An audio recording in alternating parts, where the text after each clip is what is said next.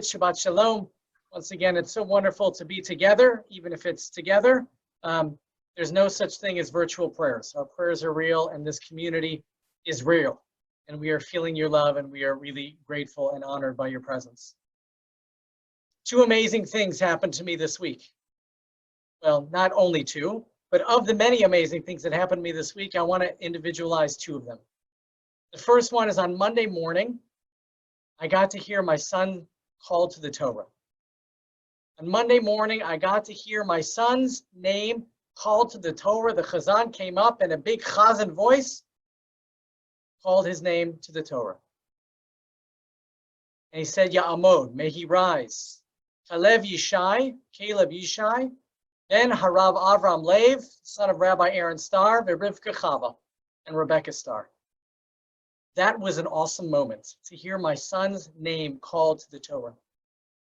I want to tell you about the second awesome moment I had this week. On Thursday morning, Caleb also was called to the Torah, not for Zedek, but for Hillel Day School. I got to call him up to the Torah that day. On Monday morning, as part of the Zedek minyan, I got to hear my son's name being called to the Torah. But on Thursday morning, I got to call my own son to the Torah. Ya'amod Caleb Yishai ben Harav Avram Lev, Rivka Chava.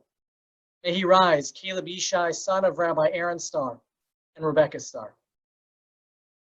Those are two powerful moments for me. I just want to bring to your mind what was in my mind. It felt like for the first 13 years, the kid who's sitting next to me right now was known primarily as Ben Harav Avram Lev Rivka Chava. He was known primarily as Rabbi Starr's kid or Rebecca's kid, as Aaron's kid. But this week, all of that shifted. This week, when he was called to the Torah, what came after the Ben, what came after the son of, became secondary. And what became primary were those first two names, Caleb Yishai. This week, my son got his own name. He's not just the son of Rebecca and Aaron anymore. Now he's also Caleb, his own man, his own name. I was thinking about that this week as we come to our Torah portion, Parashat Bamidbar. And in Parashat Bamidbar, it goes through and it names each and every one of the leaders of the tribes of Israel as they are counted in a census of soldiers who are preparing for war on the journey toward the Promised Land. And then the Torah tells us not just each and every person who's listed was named, but it says each and every person was named. And in my head, what Moshe did was he literally went to each and every one of the 603,000 men and called them by name. Here is Avram Lev ben Yosef Chaim Umro. Here's Yosef Chaim ben Aharon. Here's Merle ben Bat Zev. Right? Here's Bacha bat Avram Visara. Here's Yehuda ben Avram Visara. Here's Zev ben Yosef. Here's Eyali ben Sion ben Harav Avram Lev Rivka Chava. And here's Rivka Chava bat Yehuda v'Kela Masha. And each and every one of those 603,000 people got named. And in that moment, as they were preparing to go to war on behalf of the Jewish people, they knew in many ways they were doing it because of who came before, the son of part, the daughter of part. But in that moment, they made their stand, and they became their own individuals, their own names. As we come to this Caleb's Bar Mitzvah weekend, there's a traditional prayer that is said by the parents on the bima in the midst of their child's bar mitzvah. And it's called the Baruch Sheptarani. And in English it says, "Thank you, God, for making me no longer responsible for this child." Now, for many reasons, we don't typically say this prayer anymore, though maybe when it comes to college tuition, I wish we could re-invoke it. Nevertheless, we say, "Blessed are you, God, who makes me no longer responsible for this child." In some ways, that truth is real, right? We're no longer responsible. He's an adult in many ways on his own. In other ways, it couldn't be farther from the truth. There's so much yet to be done. And maybe, as the parents and the grandparents in the room might attest, you never stop parenting your children. But here we are in this great moment of transition, where Caleb switches from being Ben Harav Avram Lev Rivka Chava to being Kalev Yishai.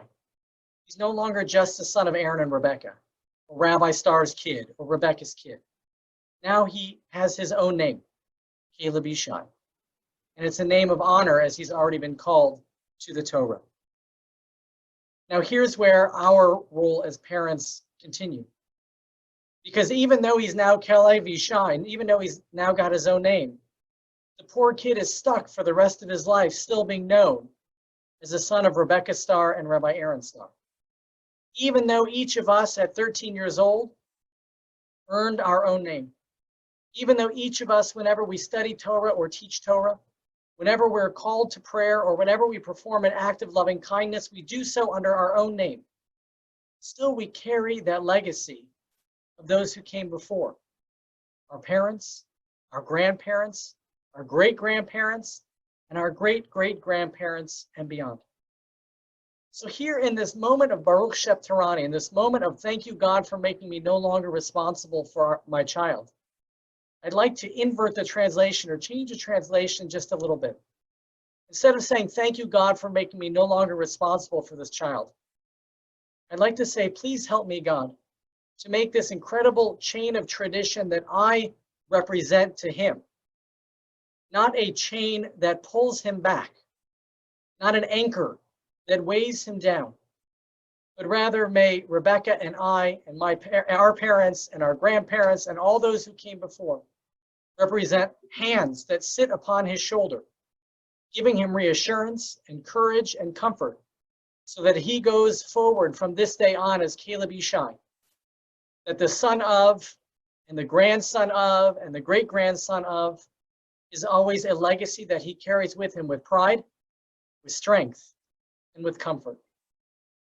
This Shabbat of Parshat Bamidbar, where each and every person's name counts, let us remember as those who represent the ones who came before. May we be challenged and may we rise to the occasion to make that a legacy worth celebrating, a legacy of joy, a legacy of honor, a legacy of strength, and a legacy of courage.